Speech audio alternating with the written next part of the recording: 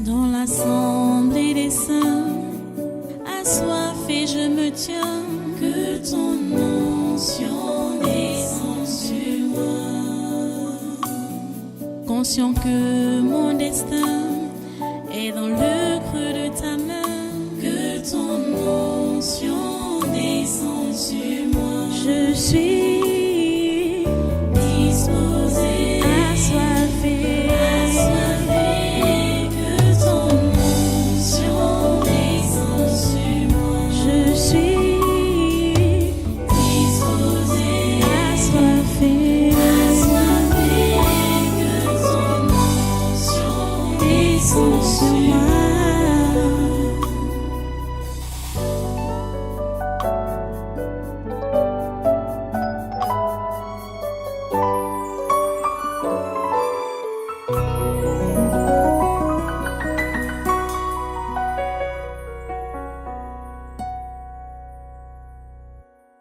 Vous voyez, comment on doit préparer son être pour donc recevoir la parole. Parce que si tu dis que tu lis la Bible, mais tu es un partisan de la malice, tu es un partisan de la ruse, tu es un partisan de la dissimulation, tu es un partisan de l'envie, tu es un partisan de la médisance, ta lecture de la Bible ne servira à rien. Tu comprends ça? Ta lecture de la Bible ne servira à rien. Tu es un partisan de tous ces péchés, de tout ce qu'on appelle péché ou mauvaises habitudes, mauvais comportement. Tu es partisan de cela. Tu viens t'asseoir ici pour dire que tu écoutes la parole. Ça ne te sert à rien. Ça ne te sert à rien. Il faut d'abord rejeter toutes ces mauvaises choses-là. Ton esprit ne doit pas coopérer avec ces mauvaises habitudes-là. Donc, vous voyez que dans la religion, on a enseigné que nous sommes des pauvres pécheurs. Donc, on ne peut rien. Donc, il faut aller à l'église, même si on n'est pas marié légalement. On vit avec une femme à la maison, on fornique, on vit avec un homme à la maison, on fornique, on fait même les enfants. Bon, Dieu va nous comprendre. Dieu ne comprend pas comme ça. Ce n'est pas comme ça que Dieu a instauré les choses. Les rapports sexuels ne sont autorisés que dans le mariage. Et ce n'est que dans le mariage qu'on doit faire les enfants. Ce n'est que dans le mariage. C'est comme ça que Dieu a dit. Dieu a dit, l'homme quittera son père et sa mère, s'attachera à sa femme, et les deux deviendront une seule chair. L'homme et la femme doivent d'abord se marier avant de faire les enfants. Quand les rapports sexuels sont faits avant le mariage et les enfants sont faits avant le mariage, ce n'est pas dans le plan de Dieu. Et si tu veux sauver ton âme et tu te rends compte que tu vis dans des relations illégales, tu dois quitter cette relation-là pour sauver ton âme. C'est ça que la Bible enseigne. Donc, comme vous êtes en train d'entendre la parole de Dieu, voici ce que ça dit, non? Ce n'est pas moi qui invente. La Bible dit que, rejetant donc toute malice, toute ruse, toute dissimulation, dissimuler, c'est quoi? Vouloir tromper, vouloir... C'est-à-dire, tu vas dire, bon, je suis avec celle-là ou celui-là parce que nous voulons nous marier. Donc, nous sommes fiancés. Ça, c'est dissimuler. Tu vis dans la fornication. Est-ce que vous êtes mariés? Mais vous couchez ensemble. C'est quoi? C'est la fornication. Ne dissimule pas pour vouloir dire que nous allons nous marier. C'est la dissimulation. C'est ça qu'on appelle dissimulation. Vous comprenez ça? L'envie et toute médisance. Rejetant donc tout ça. Il faut rejeter d'abord tout ça. Vous comprenez? Parce que la parole de Dieu ne peut pas s'asseoir en toi, avoir des effets en toi, tant que tu pratiques encore ces choses. Et tu dis que tu la lis, et tu dis que tu l'écoutes. Parce que le premier message que tout un chacun doit recevoir pour devenir donc une nouvelle créature, un enfant de Dieu ou un chrétien, c'est le message de la repentance. Et la repentance veut dire quoi? C'est le changement de direction, changement de comportement. C'est le message que Jean-Baptiste a prêché quand il a été envoyé devant Jésus. Et c'est le message que Jésus a prêché quand il est venu après Jean-Baptiste. C'est le message que les apôtres ont prêché quand ils ont continué avec le travail de Jésus. Et c'est le message qui doit être prêché aujourd'hui. Pour entrer dans la chrétienté, il faut passer par la repentance. C'est le premier message qu'un païen doit entendre. Et s'il dit donc qu'il répond au message de Dieu, il doit se repentir. Ça veut dire donc quoi? Il doit arrêter avec le péché sous toutes les formes, sans donner des préavis à Dieu. Non, sans donner des préavis à Dieu. Sans chercher à dissimuler. Je vais vous prendre un peu l'exemple de la femme samaritaine dans Jean au chapitre 4. Quand Jésus a rencontré cette femme, ou mieux encore, quand cette femme est venue trouver Jésus au bord du puits, ils ont conversé ensemble et Jésus, lui, il connaissait la femme. Et par sagesse, Jésus demande à la femme, fais venir ton mari. La femme dit, je n'ai pas de mari. Or, cette femme vivait avec un homme sous son toit. Jésus lui dit, tu as dit vrai que tu n'as pas de mari, parce que dans le passé, tu en as eu 5. Et maintenant, tu es avec le 6e. Même celui-là n'est pas ton mari. Vous voyez? Qu'est-ce que Jésus disait à cette femme? Jésus disait à cette femme, en termes clairs, que tu dois te repentir. Tu dois changer ce genre de vie-là. Tu es une prostituée. Hein? Parce que toi-même et lui, vous savez que vous n'avez pas l'intention de vous marier, mais vous êtes sous un même toit. Ce n'est pas ton mari, tu le sais. Dans ton âme et conscience que ce n'est pas ton... Vous n'êtes pas encore marié et vous n'allez pas vous marier. Tu le sais. Ce n'est pas ton mari. Le 6e homme avec qui tu es maintenant. Dans le passé, tu en as eu 5. Quand cette femme a compris ce que Jésus lui a dit, elle est allée au village. Elle est allée en ville pour déclarer qu'elle a rencontré le Messie. Vous pensez que cette femme, parce que dans la suite, Jésus a continué à enseigner, vous pensez que cette femme, après avoir suivi les enseignements de Jésus, est encore rentrée sous ce toit-là pour continuer dans la fornication? Jamais. C'est impossible. Donc, c'est comme ça que la chrétienté commence. La chrétienté commence par la repentance. Et c'est par la repentance qu'on a donc la nouvelle naissance. C'est là qu'on a donc ce que Pierre a dit ici, la régénération. Et c'est ça que Jésus avait dit à Nicodème, il faut que tu naisses de nouveau. C'est ça qu'on appelle régénération, renaître. C'est la nouvelle naissance. Vous comprenez? Ceux qui ne passent pas par là, qui viennent à l'église, ils sont à l'église avec leurs péchés, et ils veulent s'améliorer là à l'église avec leurs péchés, ils commencent même à légaliser le péché à l'église. Ceux-là ne sont pas des vrais convertis, ce ne sont pas des vrais disciples, ce ne sont pas des vrais croyants. Et c'est ça donc qui tue la chrétienté. Parce que dans l'église, on trouve beaucoup de religieux, ou beaucoup d'amalgames, beaucoup de dissimulés. Ils sont là à l'église, ils n'ont pas compris le message de la repentance, et ils sont venus juste là, s'asseoir, continuer à faire les exercices religieux ou chrétiens, lire la Bible, prier, machin, tout ça là, et ils pensent qu'ils sont en communion avec Dieu. Jamais. La chrétienté ne commence pas par juste la fréquentation de l'église ou par l'adhésion dans une religion où depuis l'enfance on a versé l'eau sur ta tête pour dire que tu es déjà membre de cette église. Ce n'est pas comme ça que la chrétienté commence.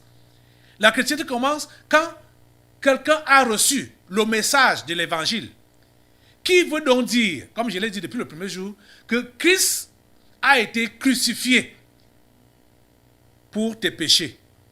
Et comme tu sais qu'il a été crucifié pour tes péchés, ces péchés-là, tu dois les abandonner. Tu dois renoncer à ces péchés-là pour donc te donner à Jésus, pour lui livrer ta vie et te mettre à le servir.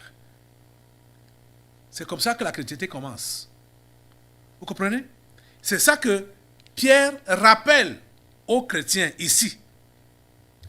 Rejetant donc toute malice et toute ruse, la dissimulation, l'envie et toute médisance. Verset 2. Désirez comme des enfants nouveau-nés. Voilà, vous comprenez? Désirez comme des enfants nouveau-nés le lait spirituel et pur, afin que par lui, vous croissiez pour le salut. Le lait spirituel et pur, c'est quoi? C'est la parole. La parole. Désirez comme les enfants nouveau-nés le lait spirituel et pur, afin que par lui, vous croissiez pour le salut. Ça se vérifie. Ça se vérifie chez tous ceux-là qui sont effectivement nés de nouveau. Vous voyez que quand un enfant naturel naît, directement, les yeux fermés, l'enfant là commence à chercher le sein maternel. Les yeux fermés. Parce que quand l'enfant naît, il ne voit pas encore là directement. Mais cet enfant commence à chercher. À chercher le lait maternel. À chercher à téter. C'est ça qui se passe avec tous ceux qui sont véritablement nés de nouveau. Quand quelqu'un a connu réellement la nouvelle naissance, il recherche la parole. Il recherche la parole. Il désire la parole. Et il consomme la parole. La plupart d'entre vous, vous n'avez pas connu cette nouvelle naissance. La plupart d'entre vous, vous avez fait un long temps dans la religion. Beaucoup ne savent même pas quand ils sont nés de nouveau. Vous voyez? C'est la raison pour laquelle ils sont toujours rattrapés par la religion au cours de leur soi-disant chrétienté là.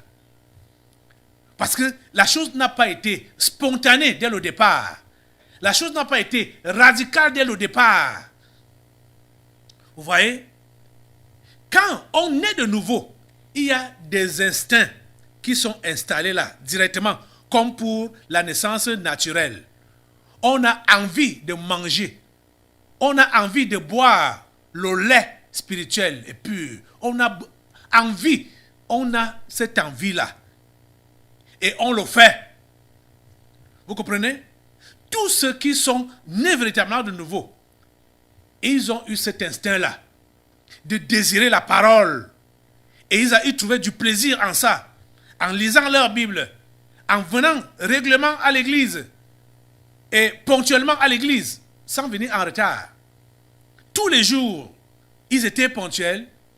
Tous les jours, ils lisaient leur Bible.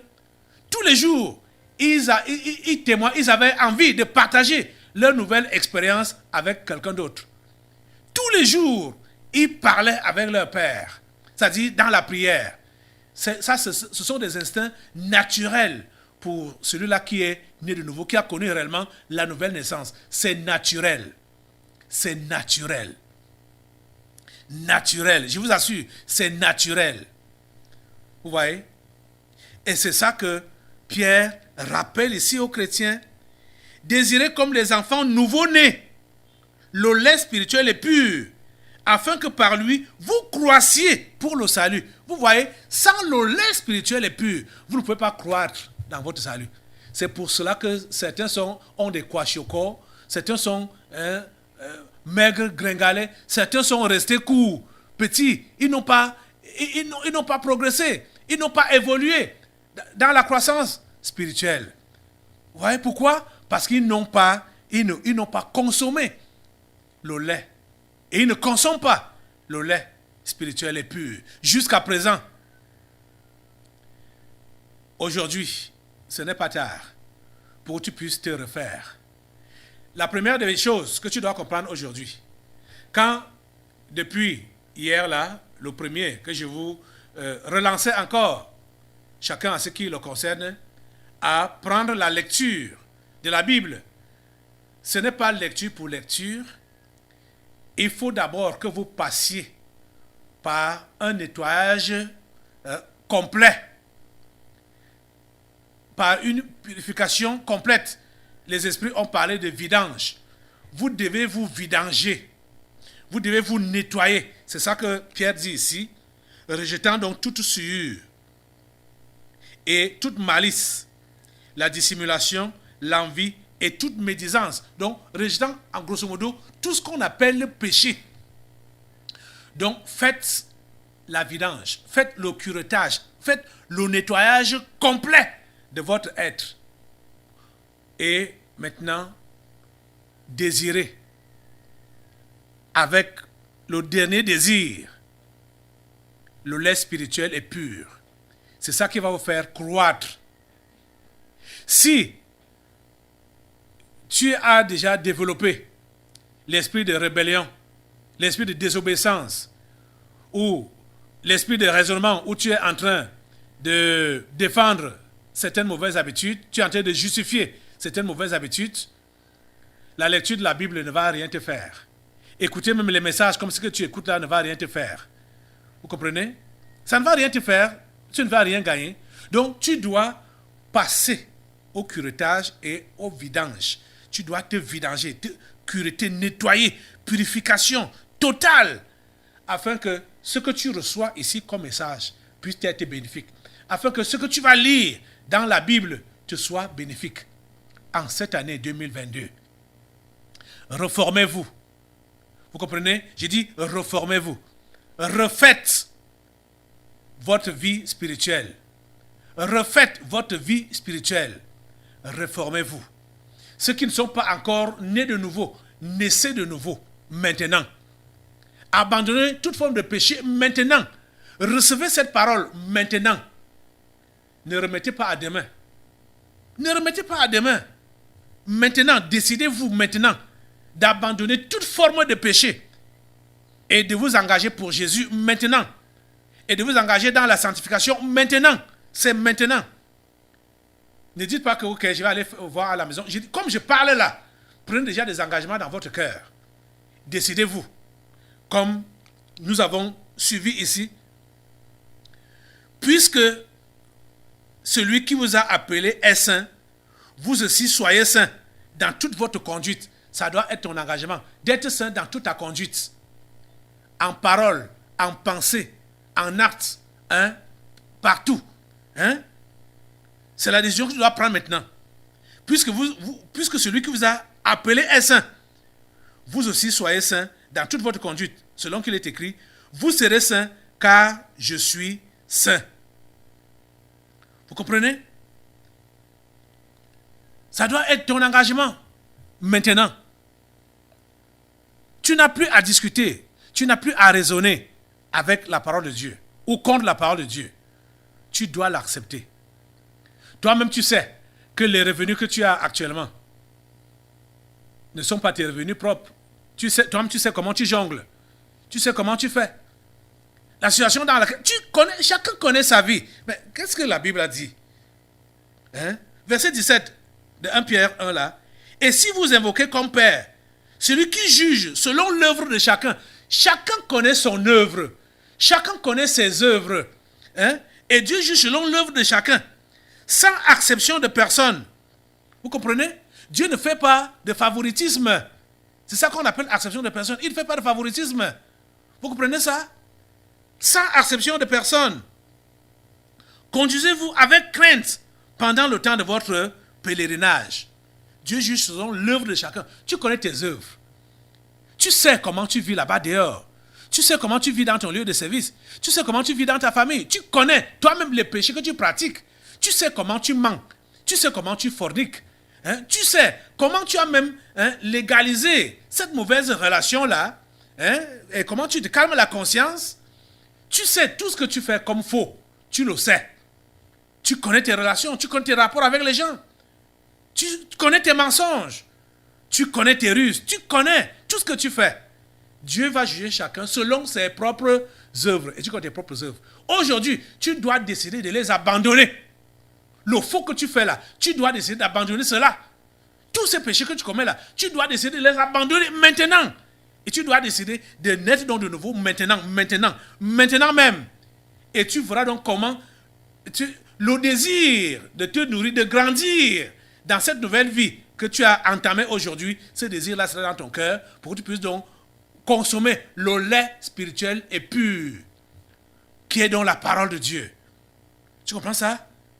Tu seras galvanisé. Beaucoup de gens ne connaissent pas vraiment la nouvelle naissance. C'est pourquoi j'insiste et je t'invite maintenant. Si tu as été enveloppé ou emballé par la religion, il faut que tu puisses secouer ça aujourd'hui et que tu comprennes que la chrétienté commence par la repentance authentique. Donc, tu reconnais tes fautes, tu les confesses à Dieu et tu décides de les abandonner. Tu les abandonnes, tu tournes le dos à cela pour suivre donc maintenant Jésus. C'est de ça qu'il est question. Voilà la nouvelle naissance. Voilà la repentance. Voilà la conversion. Voilà la régénération. C'est pourquoi la Bible peut dire, si quelqu'un est en Christ, il est une nouvelle créature. Les choses anciennes sont passées, voici toutes choses sont devenues nouvelles. Oh mon Dieu, je te remercie parce que tu permettras que plusieurs soient en toi ce matin. Si quelqu'un est en Christ, il est une nouvelle créature. Tu permettras qu'il y ait de nouvelles créatures. Ici ce matin, pendant que je parle, ceux qui étaient connectés, collés à mes lèvres, ont poussé ce cri dans leur cœur. Ceux-là qui sont encore hésitants ou qui ne sont pas prompts, je vous invite maintenant à le faire aussi. À pousser ce cri dans votre cœur en disant, Seigneur, sauve-moi. Seigneur, change-moi. Seigneur, transforme-moi. C'est par là que ça commence. Et dès que vous aurez reçu, ça dit, sans avoir de retenue, pour dire que je vais faire comment? Si j'abandonne cet homme qui me sponsorise, je vais faire comment? Si j'abandonne ce travail où j'arrive quand même à joindre les deux bouts, mais tu sais que c'est un mauvais travail. Hein? Tu sais comment tu jongles. Sans avoir des pensées. Hein? Comment tu vas faire? Tu t'abandonnes, tu dis Seigneur, je m'abandonne. J'abandonne tout ce qui est mauvais. Dès maintenant. Et je m'abandonne à toi. Je m'attends à toi. Je m'attends à toi. Je m'attends à toi. Je m'attends à toi. Lève-toi sur tes deux pieds. Et lève tes mains au Seigneur pour dire Seigneur, je m'attends à toi. Ceux qui ne sont pas encore nés de nouveau, ceux qui ne sont pas encore repentis, tu ne dois plus repartir, faire ces mauvaises choses que tu confesses maintenant là. Commence à confesser. Commence à déclarer. Ne tiens pas compte de la personne qui est à côté de toi, à ta gauche ou à ta droite, devant ou derrière toi là. Fais comme si tu étais seul avec Dieu maintenant. Et effectivement, tu es seul avec lui parce que ce salut qui vous est annoncé est personnel. Personnel, c'est chacun qui doit répondre personnellement. Réponds à Dieu maintenant, personnellement. Dis-lui, Seigneur, me voici, Seigneur, devant toi, me voici. Je me repens. Et tu commences à confesser ces mensonges. Tu commences à confesser ces fornications. Ce n'est pas pour repartir encore dans ça, quand tu vas quitter ici, pour dire que ok, tu as déjà fait tes confessions et tu repars encore dans ça. Non! Confesse et abandonne. Confesse et abandonne. Confesse et abandonne. Confesse. Confessez. Citez. Prenez la décision, la ferme décision de ne plus recommencer, de commencer une nouvelle vie avec Jésus dès ce matin et de demeurer dans sa parole, de demeurer en lui dès ce matin et de porter du fruit à partir de ce matin. Priez. Priez le Seigneur. Priez le Seigneur. Engagez-vous ce matin. Oh Seigneur, les voici devant toi. Seigneur, les voici devant toi. Seigneur, tu as dit dans ta parole que quiconque invoquera le nom du Seigneur sera sauvé. Seigneur, les voici qui t'appellent, les voici qui t'invoquent dans leur faiblesse, dans leur péché. Seigneur, sauve-les. Seigneur, sauve-les. Seigneur, sauve-les. Seigneur, sauve-les. Transforme-les, Seigneur. Je prie, Seigneur, que le miracle de la nouvelle naissance s'opère dans ces vies. Que le miracle de la transformation s'opère dans ces vies. Que le miracle de la régénération s'opère dans ces vies. Que le miracle du changement s'opère dans ces vies, en cet instant même. Au nom puissant de Jésus. Seigneur, sauve. Seigneur, sauve. Seigneur, sauve. Seigneur, sauve et transforme. Seigneur, sauve et transforme. Au nom puissant de Jésus. Au nom puissant de Jésus. Oh Seigneur, nous te remercions. Je te remercie parce que tu entends nos prières. Tu entends ma prière et tu l'exauces. À toi la gloire. Plusieurs ont déjà passé des années ici au tabernacle de la liberté, mais ne sont pas encore nés de nouveau. Seigneur, que ta parole les pénètre aujourd'hui et que la décision soit prise par leur cœur pour se séparer du péché, se séparer du monde et se donner à toi. Et naître de nouveau aujourd'hui, devenir tes enfants aujourd'hui, devenir de nouvelles créatures aujourd'hui. Seigneur, opère ces miracles dans ces vies. Seigneur, opère ces miracles dans ces vies. Seigneur, opère ces miracles dans ces vies. Au nom puissant de Jésus. Merci Seigneur, parce que tu agis. À toi la gloire, l'honneur et la puissance. La Bible a dit, quiconque invoquera le nom du Seigneur sera sauvé. Si tu l'as invoqué dans la sincérité, je te dis la pure vérité qui t'a sauvé. Lève tes mains pour le remercier pour ton salut et prends l'engagement de ne plus rentrer en arrière. Prends l'engagement de continuer à le suivre. Et maintenant, tu dois désirer de consommer le lait spirituel et pur. Tu dois désirer consommer la parole tous les jours. Tous les jours. Tous les jours, tu dois consommer cette parole. Décide-toi, engage-toi, remercie-le de t'avoir transformé, d'avoir fait de toi son enfant. Remercie-le, remercie-le. Pour ceux-là qui avaient rétrogradé, c'est un nouveau démarrage, un nouveau départ que vous avez pris ce matin. Ne vous arrêtez plus, ne regardez plus en arrière. Consommez la parole, consommez le lait spirituel et pur, et vous allez demeurer dans la foi, et vous allez conserver votre délivrance et conserver votre guérison. Que Dieu vous bénisse abondamment. Asseyez-vous. Je sais que malgré le fait que nous avons prié maintenant, malgré le fait que j'ai longuement parlé aujourd'hui, plusieurs n'ont pas répondu au fur et à mesure que je parlais. Ou plusieurs ont continué dans le style de la religion. C'est pourquoi je vais encore donner l'opportunité à ceux-là d'être interpellés. On va passer aux interpellations. Les esprits désobéissance, rudiments du monde, le moi et consorts sont en cage et vont procéder. Vraiment, ceux qui seront interpellés encore aujourd'hui vont vraiment nous faire prolonger le culte pour rien.